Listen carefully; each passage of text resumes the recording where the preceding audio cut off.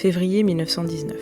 Amedeo Modigliani écrit depuis la Côte d'Azur à son marchand et ami resté à Paris. « Mon cher Sbo, j'attends qu'une petite tête que j'ai faite de ma femme soit sèche pour vous envoyer l'étoile.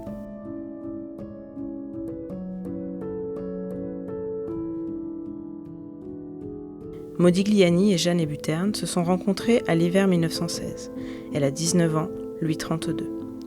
À cette époque, la palette de l'artiste est sombre. Il construit d'une ligne ses figures sur des fonds unis, tirant vers un orange foncé. Les silhouettes tracées sont allongées et sculpturales. Et les premiers portraits de Jeanne n'échappent pas à cette règle. Jeune peintre de l'Académie Colarossi, Jeanne Hébuterne a de quoi séduire le peintre. Le teint pâle, deux longues tresses cuivrées et un bandeau vert véronèse sur le front, elle est d'une grande douceur. Ses camarades la surnomment Noix de coco, en raison du contraste entre sa peau et sa chevelure. Les habitués de la Rotonde et de la closerie des Lilas, eux, la décrivent en contemplation idolâtre de Modigliani.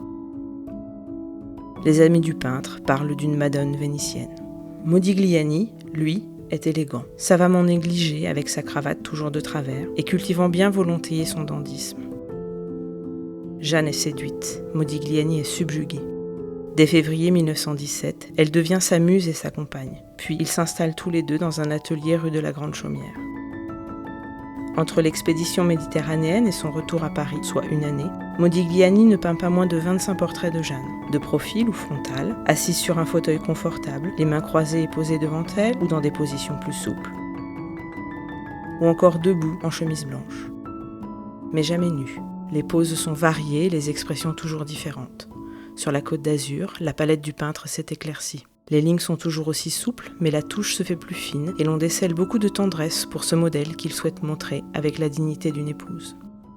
Ses yeux bleus, dont Modigliani traduit parfois la couleur dans ses habituelles amandes étirées, complètent cette silhouette allongée et ce visage ovale légèrement penché et entouré d'une large chevelure cuivrée. La joie intense de l'amour de Jeanne et celle de devenir père ne durent pas. Les disputes sont célèbres dans le quartier. Le bonheur est un ange au visage grave, dit Modigliani lorsqu'il croise les amis, main dans la main avec Jeanne, lors de leur tournée des bars et bistrots de Montparnasse. Bientôt, Jeanne donne naissance à une petite fille. L'artiste alterne entre euphorie et désespoir. Modigliani est rongé par l'alcool, la drogue et la tuberculose depuis ses débuts parisiens dans les années 1906-1907. 1920, une ère nouvelle, écrit-il dans son carnet. Celle d'un artiste à son apogée, celle du succès des expositions dans toute l'Europe et outre-Atlantique.